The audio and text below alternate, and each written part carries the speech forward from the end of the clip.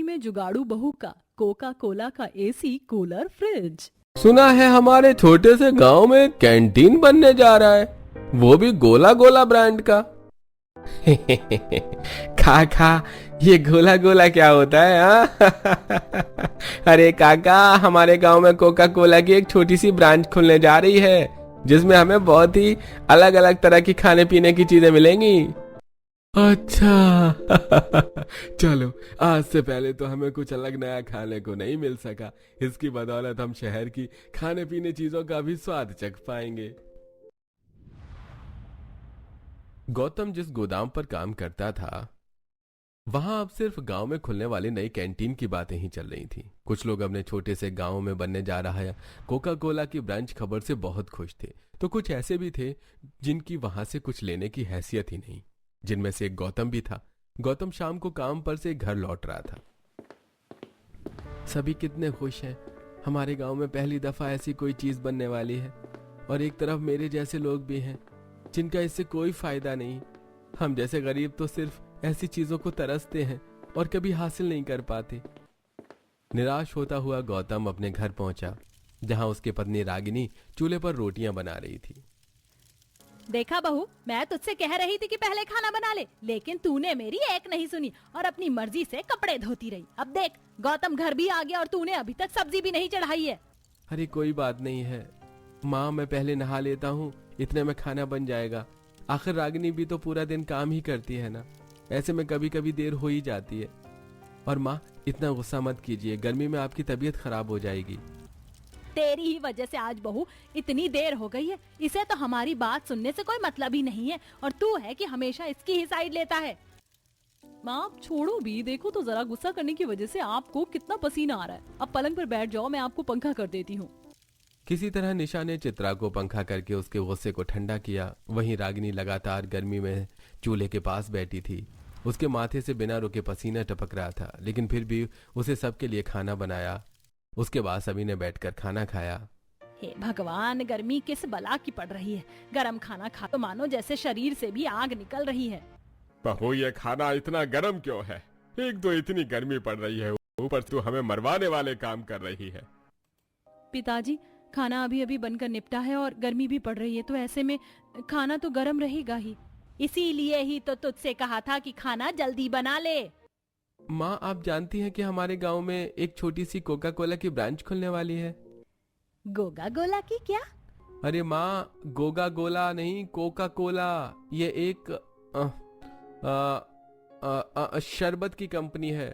वो यहाँ पर एक दुकान खोलेंगे जिसमें शहर जैसा खाने पीने का सामान मिलेगा। लेकिन इस सब से हम गरीबों का क्या लेना देना? ऐसी जगह से तो सिर्फ अमीर लोग ही खरीदारी कर सकते हैं। ये सुनकर गौतम को काफी बुरा लगा। उसे इस बात पर काफी अफसोस था कि वो अपने परिवार को कुछ अच्छा खिला पिला भी नहीं सकता। मन में अचानक से उदासी छाने की वजह से गौतम परेशान होकर पूरा खाना छोड़कर घर से बाहर चला गया। इस पर रागिनी को उसकी बहुत चिंता हुई। रागिनी ने उसे रोकने की भी कोशिश की, लेकिन वो नहीं रुका। अरे ये गौतम को क्या हुआ? पूरा खाई खाना बिना ही चला गया। मुझे पता है कि गौतम जी क्या सोच रहे हैं। वो हमारी बहुत परवाह करते हैं। ऐसे में उन्हें लगता है कि वो हमें गरीबी की वजह से कुछ नहीं दे पा रहे हैं, जबकि ये घर सिर्फ उन्हीं की वजह से चल रहा है। अरे इतना भी गलत कहाँ कहा है मैंने, सच्चाई ही तो बताई है। इस लड़के का दिमाग भी गर्मी की वजह से बहुत गर्म रहने लगा है। गौतम के इस तरह जाने की वजह से रागिनी भी ठीक से खाना नहीं खा पाई।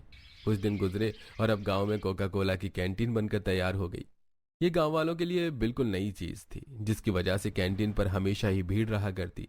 एक दिन रागिनी सब्जी लेने के लिए वहां से गुजरी। हे भगवान, धूप ने तो मेरी सारी ऊर्जा पी ली है। अब तो मेरा चलना भी भारी हो रहा है। रागिनी वहां से गुजर ही रही थी कि तभी उसकी नजर वहीं कोका कोला में कैंटीन पर पड़ी, जहां पर लोगों की बहुत भीड़ लगी थी। शायद ये वही कोका कोला कैंटीन है जिसके बारे में गौतम जी बात कर रहे थे। जरा देखो तो लोगों की कितनी भीड़ है यहाँ पर, जैसे यहाँ सामान बिकने की जगह शिन्नी बट रही हो। एक के ऊपर एक लदे पड़े हैं। रागिनी ने देखा कि लोगों के खाने के सामान से ज्यादा कोका कोला की कैन और बोतलें खरीद रहे थे, और कोल्ड ड्रिंक पीने के बाद वहीं के वहीं कैन और बोतल को फेंक रहे थे। रागिनी ये सब देखती हुई आगे बढ़ी और सब मंडी पहुंची। गर्मी के मारे मेरा हलक सूख रहा है, लेकिन मेरे पास सिर्फ सब्जी लेने लायक ही पैसे हैं। ऐसे में मैं अपने लिए कोई शरबत भी नहीं खरीद सकती। पिताजी सही कह रहे थे, कहाँ लोग कोका कोला पीने के लिए मधुमक्खी की तरह कैंटीन पर भीड़ लगाए हुए, वहीं दूसरी तरफ हम हैं जिन्हें पीने को ठंडा पानी भी नसीब नहीं होता है।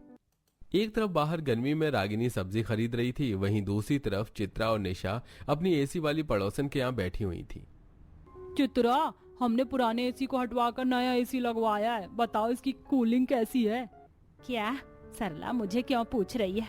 तुम्हें तो पता ही है कि इसकी कूलिंग कैसी है। गर्मी का तो आभास ही नहीं हो रहा है। हाँ सरला चाची, आपके घर में आकर तो ऐसा लग रहा है जैसे गर्मी पड़ ही नहीं रही है।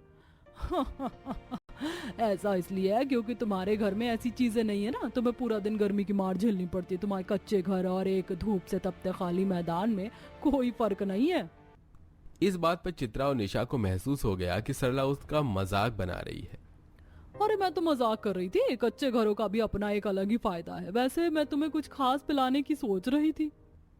इतना कहकर सरला ने अपनी बहू को आवाज लगाई और उसकी बहू ट्रे में 2 गिलास में भरकर कोका कोला लेकर उनके पास पहुंची। ये लो चित्रा, ये पियो कोका कोला, मैंने ये कैंटीन से मंगवाई है, पी कर देखो। ये भगवान, ये तो काला पानी है, भला ही हम कैसे पी सकते हैं? अरे ये कोई काला पानी नहीं है, कोल्ड ड्रिंक है, एक तरह का शरबत। सरला के कहने पर चित्रा और निशा ने बर्फ डाली, ठंडी ठंडी कोका कोला पी, जिसका स्वाद उन्हें काफी पसंद आया। एसी चलने की वजह से पीने का मजा और भी दोगुना हो गया था।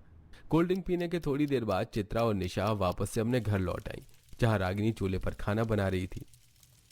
अरे आप दोनों बाहर से आ गए, खाना बस बनने ही वाला है। हे भगवान, कहाँ हम सरला के घर से नए एसी में बैठ कर ठंडा शरबत पी कर आ रहे हैं और यहाँ चूल्हे की वजह से घर भट्टी बना पड़ा है। हे राम, कब ये गर्मी का कहर हमारा पीछा छोड़ेगा? माँ बैठ जाइए, मैं आपको पंखा कर देती हूँ, इससे आपको थोड़ा अच्छा लगेगा। निशा ने चित्रा को पंखे से हवा की, जिससे उसे थोड़ा सुकून मिला। थोड़ी देर बाद खाना बन गया और अनाया नित्या भी दोनों बाहर से खेल कर आ गई। इतनी गर्मी में बाहर कहाँ खेल रही थी तुम दोनों? हाँ, कितनी तेज धूप निकल रही है, शरीर पर घमौरियां हो गई तो पता चल जाएगा। ए मम्मा, हम धूप में नहीं खेल रहे थे, हम तो दिव्या के घर गए हुए थे। मम्मा, दिव्या अपने कूलर के सामने बैठकर ठंडा ठंडा काला शरबत पी रही थी। हमारा कूलर कब आएगा? मम्मा, हमें भी वो ठंडा काला शरबत पीना है। इस बात पर रागिनी अपने दोनों बच्चियों को कोई जवाब नहीं दे पाई। वहीं चित्रा भी बार बार सरला के नए एसी का जिक्र बार बार कर रही थी। इसी तरह शाम हुई और गौतम भी काम पर से वापस लौटा। उसके हाथ में एक थैली थी जिसमें कोका कोला के कुछ कैंस थे। पापा, आप क्या लेकर आए हो? हाँ पापा, हमें भी दिखाओ ना, आप क्या लाए हो? बच्चों के कहने पर गौतम ने उन्हें कोका कोला के कैंस दिखाए, जिस पर बच्चे खुशी से उछलने लगे और शोर मचाने लगे। अरे क्या पा गया तुम दोनों को, जो खुशी से तुम्हें फूले नहीं समा रहे हो? दादी, पापा वही वाला काला शरबत लाए जो दिव्या पी रही थी। हाँ माँ, मैं नई कैंटीन से कुछ कोका कोला के कैंस लेकर आया हूँ, चलिए हम सब मिलकर इन्हें पीते हैं। इसके बाद निशा उन कैन से गिलास में कोला करके ले आई और जैसे ही सभी ने उसे पिया तो थू थू थू थू थू, ये कैसा शरबत है? अरे इससे अच्छा स्वाद तो जहर का होता होगा। मैं तो इसका एक घूंट भी नहीं पी सकता। पता है, आज सरला जी ने भी हमें यही शरबत पिलाया था, अब तो इसका स्वाद कुछ अलग ही लग रहा था। मैं ऐसा इसलिए है क्योंकि उसमें बर्फ डली हुई थी और हमने वो एसी की ठंडक में बैठकर पिया था। गर्मी की वजह से गर्म होने के बाद इसका स्वाद इतना अजीब लग रहा है, लेकिन ये काफी मीठा है और इसका स्वाद इतना बुरा भी नहीं है। तुझे इतना ही अच्छा लग रहा है तो तू ही पी ले, मुझे तो ये किसी दवाई से कम नहीं लग रहा। गौतम बेटा, इससे अच्छा अगर तू थोड़ी सी बर्फ ले आता तो ठंडा पानी पीने को मिल जाता। तूने सारे पैसे इसी में बर्बाद कर दिए। सभी कोल्ड ड्रिंक को बुरा कह रहे थे, सिवाय निशा और रागिनी के। बच्चों को भी वो पसंद नहीं आया और नित्या ने तो गुस्से में गिलास भी फेंक दिया, जिस पर रागिनी ने उसे डांटा। हिमेश पिए बिना ही बाहर चला गया और चित्रा लगातार बुराई कर रही थी। ये सब देख गौतम का दिल टूट गया और वो निराश होकर मुंह लटकाए घर से बाहर चला गया। गौतम जी कितनी प्यार से हमारे लिए कोल्ड ड्रिंक लेकर आए थे और बदले में उन्हें ये सब मिला।